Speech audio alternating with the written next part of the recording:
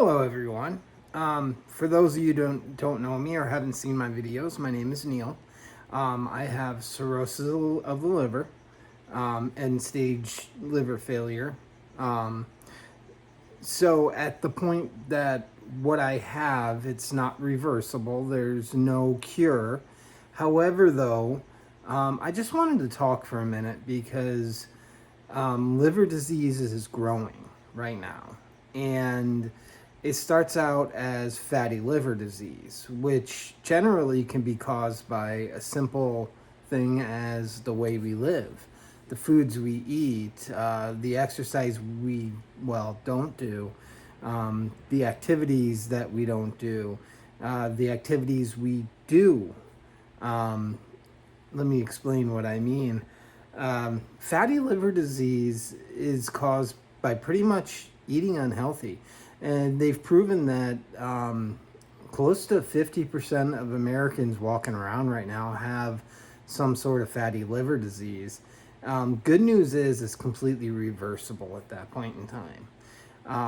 It's completely can be reversed. It can just by something simple as changing your diet and also adding some exercise in, staying active. Simple things like that. Maybe cook a meal at home a few extra times as opposed to going out to dinner. We do live in a fast society where, we're always on the run and we're always going, and it's quicker and easier to pick up a bucket of fried chicken at KFC and bring it home than it is to cook a meal. There are ways around this, things that we can do like meal prep. Get things ready. Slow cooker's a great one. You can just set it in that thing, set it on low, and just walk away and leave it all day long. And you got yourself a great taste of meat. You can do ribs that way. You can do roast, pork loins, lots of things that way. And then just throwing a quick sides together, some rice or some frozen vegetables, things like that. There are lots of options that we can do to keep in our time frame yet live a little healthier.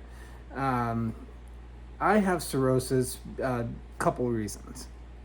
A lot of people think of it as the drinking disease, like you've got it, you ruined your liver because you drank too much. There was about 2 years, and yes, I only drank for about 2.5 years. Didn't have a drop of alcohol for about 13 or 14 years prior to that. Went through a situation in my life, got a little depressed, and turned to the bottle, and I started drinking. Now, obviously, it was poor choices. I should have talked to somebody, but, it didn't. Instead, I talked to a bottle of Jim Beam. However, though, come to find out that I was predisposed to having liver disease because it runs in my family and I didn't know it. So it was like I took some logs, doused them with gasoline and tossed them in the fire and just watched it burn. But we are where we are now, so I'm going to make the best of it, and I'm going to keep fighting and keep on making these videos to talk about it and bring awareness.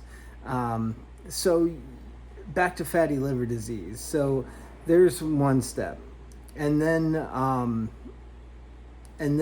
you move on from there and you start getting scar tissue built up.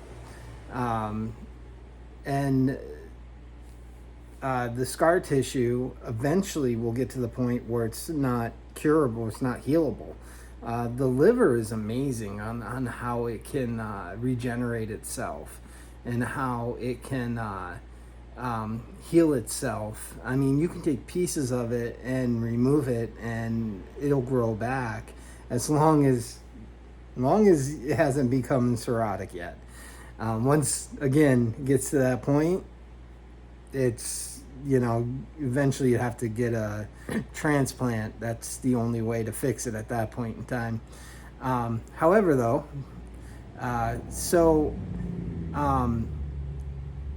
you wind up getting compensated cirrhosis, where the liver's still functioning, but there's scar tissue, and then eventually it becomes what they call decompensated, which means the liver is no longer doing all the functions it needs to do. Uh, the liver does a lot of things. It holds a lot of the blood in your body at any given time. You got a main portal vein that goes through it, that when you get cirrhotic, it winds up pinching this big vein, this big highway, blood highway, and causing other veins to grow in places they shouldn't, especially in your esophagus, called varices, and those can burst and you can bleed to death. It also has to do with your clotting factor. So again, you create these veins and now your blood doesn't clot because you're not building the proteins, because your liver isn't processing the proteins the way it's supposed to make things in your body to do the things that it needs to do. So now your proteins are low, so you have to eat a lot of protein now at this point in time to be able to keep yourself going, so that you have the energy to carry on a normal day basis. Also, those proteins affect your clotting factor, and now you're at a bleeding risk because you got these veins that just showed up out of nowhere that are dangerous, that can burst, and now you're not going to clot. So a lot of times people with cirrhosis, they internally bleed to death. I've had about 9 varices banded. That's where they go in and with endoscopy, and they go down your throat and they take these veins and they wrap them up and they pinch them off, and then you wind up with scar tissue, and that can cause issues down the road, but that's something else.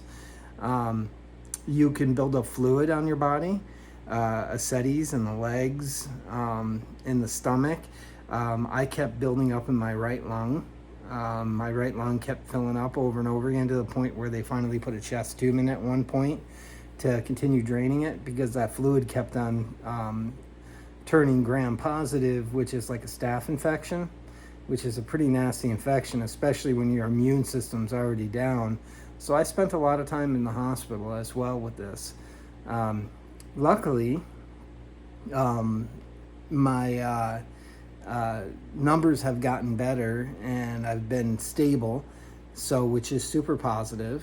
The downside to that, the more stable you are, you still have a bad liver, but you can't get a transplant because you have to be really sick to get a transplant. So it's kind of a toss-up.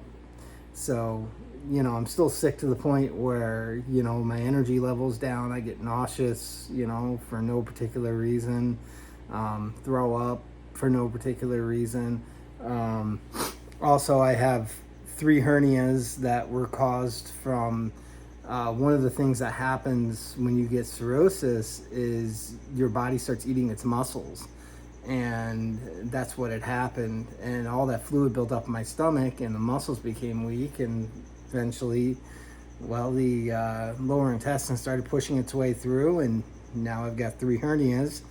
And once you have a bad liver, they do everything possible not to do surgery on you, because that can be dangerous. You could be a bleeding hazard, get infected easily, not heal as easy.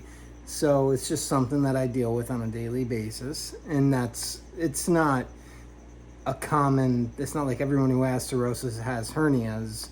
I'm sure there's more than just me. It's just I wound up being lucky with it, I guess. And, everything just works out that way, So it is what it is. So I deal with that. It's not the worst thing in the world, but it's also not the most comfortable thing. Eventually, if I get a transplant, I'll be able to get those hernias fixed. So I got a long line of surgeries ahead of me once I get to that point. But it is a tough situation, because on one end of the coin, you're feeling healthy enough to where you can go do stuff, and, you're surviving, and you still have to do the things that you need to do, like eating the proteins and taking your medicines, and, but you just don't have the energy to do a lot of things. You go out walking and you're out of energy pretty quick, and And sometimes standing for a long period of time, I wind up getting sick to my stomach. Um, there's a lot of other sides to it. So you're not quite sick enough to get a transplant, but also on the other end of it is you don't know how long you're going to live like this, because like I said, there is no cure. So how do you deal with that? How do you deal with the fact that, well, impending doom? Um, well, you find something positive and you latch on, and you keep hoping for something good. You know, I mean, you keep on hoping that something positive might be around the corner, and you just keep on fighting, and you keep on going. Eventually, it'll break or I'll break, and I'm not going to break. I'm going to keep on um, fighting and keep on doing what I need to do, and going to see all my doctors and taking a medicine and eating properly. And is it the easiest thing? No. I would like to get back to normal life eventually one day, but how long or if that's going to happen, I have no idea. And that's the thing with it. You don't know, because you don't know what the future holds. I mean, another side effect is hepatic encephalopathy. That's where you're basically simplified. Your liver stops processing the ammonia in your body, and your body starts sending that ammonia in places where it shouldn't go, like your brain. And that can affect you mentally, make you do things you wouldn't normally do. Personality changes, attitude changes. It could even put you into a coma. And a lot of times people don't wake up from that coma once they go into it. So, I mean, that's the other side of it too. You can go to bed one night and just not wake up, you know. Go to bed and a varicose bleed bursts somewhere, and you bleed to death. I mean, and that's the hard part about it, is you have no idea.